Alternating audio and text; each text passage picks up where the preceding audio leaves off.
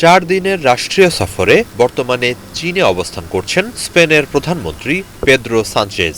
সোমবার বেইজিংয়ে president Xi Jinping এর সাথে বৈঠকে অংশ নেন তিনি। এ সময় দুই দেশের মধ্যে বাণিজ্যিক লেনদেন ও সাংস্কৃতিক আদান-প্রদান বৃদ্ধি বিষয়ক আলোচনা করেন তারা। একই সাথে দ্বিপাক্ষিক সম্পর্ক ও পারস্পরিক স্বার্থ সংশ্লিষ্ট বিভিন্ন বিষয়ও আলোচনায় গুরুত্ব পায়। বৈঠকে শি বলেন, গত বছর কূটনৈতিক সম্পর্ক স্থাপনের 50তম বার্ষিকী উদযাপন করেছে চীন ও স্পেন। আগামী বছর কৌশলগত সম্পর্ক স্থাপনের 20 বছর অতিক্রম করবে দুই দেশ। এ প্রেক্ষাপটে যৌথ প্রচেষ্টায় বেইজিং মাদ্রিদ সম্পর্ককে আরও নতুন এক উচ্চতায় নেয়ার আহ্বান জানিয়েছেন শি। এছাড়া ইউরোপীয় ইউনিয়নের সাথে সম্পর্ক উন্নয়নের ক্ষেত্রে স্পেন বরাবরের মতো ইতিবাচক ভূমিকা রাখবে বলে আশাবাদ জানান তিনি।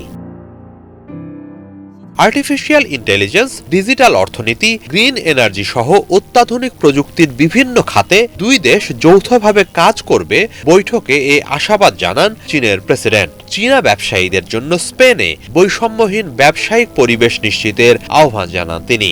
একই সাথে দুই দেশের মানুষের মধ্যে শিল্প, সংস্কৃতি ও ভাষাগত আদান প্রদান বাড়ানোর উপরও জোর দেন শি। স্পেনের প্রধানমন্ত্রী বলেন, দীর্ঘ সময় দ্বারা পরীক্ষিত বেইজিং মাদ্রিদ সম্পর্ক আগামীতে এটি আরো গভীর হবে আশাবাদ জানিয়ে তিনি বলেন, এই সফরে দুই দেশের মধ্যে গ্রিন এনার্জি সহ বিভিন্ন খাতে লেনদেন বাড়ানোর লক্ষ্যে বেশ কিছু চুক্তি স্বাক্ষর হবে। অর্থনীতি, বাণিজ্য, বৈদ্যুতিক গাড়ি উৎপাদন ও বিপণন খাতে দুই দেশের সম্পর্ক আগামীতে আরো গভীর হোক, এটি তার চাওয়া।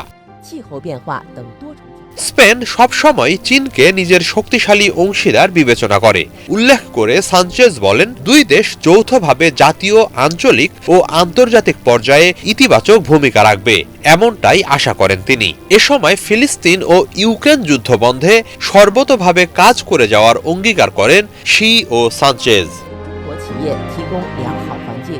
হিজল জোবায়ের, বাংলা ভিশন।